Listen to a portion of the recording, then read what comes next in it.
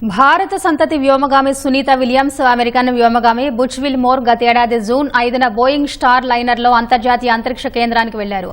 అదే నెల 14వ తేదీన భూమిపైకి రావాల్సి ఉండగా స్టార్ లైనర్లో హీలియం లీకేజ్తో సాంకేతిక సమస్యలు తలెత్తాయి.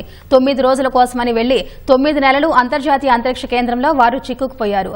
వారిని తీసుకొచ్చేందుకు పలుమార్లు నాసా యత్నించినా అవి వాయిదా పడ్డాయి. ఎట్టకేలకు వారు భూమిపైకి వచ్చేందుకు రంగం సిద్దమైంది.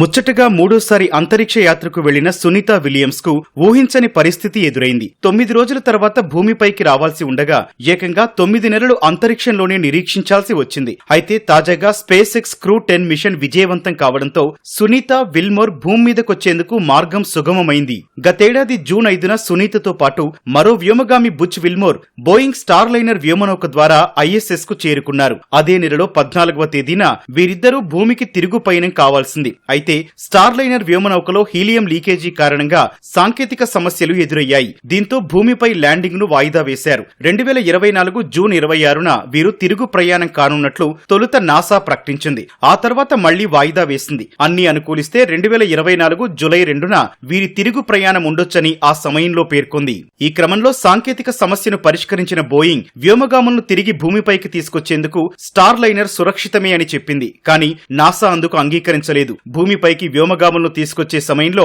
సమస్యలు తలెత్తవచ్చని భావించి వద్దని పేర్కొంది. దీంతో 2024 సెప్టెంబర్ 6న స్టార్ లైనర్ ఖాళీగా తిరుగు పయనమై న్యూ మెక్సికోలోని వైట్ శాండ్ స్పేస్ హార్బర్ లో సురక్షితంగా కిందకు దిగింది. దీంతో సునీత విలియమ్స్ కు మరికొంతకాలం నిరీక్షణ తప్పలేదు. అంతర్జాతీయ అంతరిక్ష కేంద్రంలో చిక్కుకున్న 2 వ్యోమగాములను తీసుకొచ్చేందుకు స్పేస్ ఎక్స్ క్రూ 9 మిషన్ తో ఫాల్కన్ 9 రాకెట్ ను 2024 సెప్టెంబర్ 28న ఫ్లోరిడాలోని కేప్ కెనావెరాల్ నుంచి ప్రయోగించారు. సెప్టెంబర్ 29న సాయంత్రం 5:30 అది ISS తో అనుసంధానమైంది. ISS తో డాకింగ్ ప్రక్రియ పూర్తి కాగానే క్రూ 9 మిషన్ లోని నాసా వ్యోమగామి Nick Hague, Russian cosmonaut Alexander Gorbunov ఆ రోజు రాత్రి 7 గంటల తర్వాత ISS లోకి ప్రవేశించారు. హాగ్, గోర్బునోవ్ 2025 ఫిబ్రవరిలో భూమిపైకి తిరిగి రానున్నట్టు నాసా ఆ సమయంలో ప్రకటించింది. సుదీర్ఘకాలం అక్కడే చిక్కుకుపోయిన సునీత విలియమ్స్, బుచ్ విల్మోర్ వీరితో పాటు అదే మిషన్ లో భూమిపైకి చేరుకోనున్నారని పేర్కొంది. వీరిని తీసుకొచ్చేందుకు ఫాల్కన్ 9 రాకెట్ లో 2 సీట్లను ఖాళీగా ఉంచినట్టు తెలిపింది. ఈ ఏడాది ఫిబ్రవరిలో సునీత విలియమ్స్, బుచ్ విల్మోర్ తో పాటు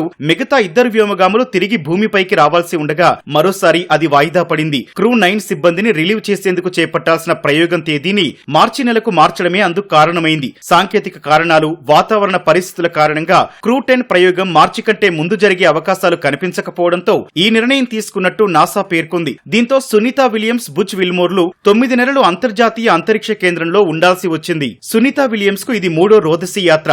గతంలో ఆమె 2006, 2012లో ISS కు వెళ్లారు. మొత్తం 50 గంటల 40 నిమిషాల పాటు స్పేస్ వాక్ నిర్వహించారు. 322 రోజుల పాటు అంతరిక్షంలో గడిపారు. ISS లో ఓసారి మారథాన్ కూడా చేశారు. ఈసారి అంతరిక్ష కేంద్రంలోకి వెళ్లగానే ఆమె ఆనందంతో డాన్స్ చేసిన వీడియో వైరల్ అయ్యింది. 2012లో ఆమె చివరిసారి స్పేస్ వాక్ నిర్వహించగా ఇటీవల ఆమె 8వసారి వాక్ చేశారు. ఈసారి 9 రోజుల యాత్ర కోసం వెళ్లి 9 నెలల పాటు అంతరిక్ష కేంద్రంలో చిక్కుకున్నారు.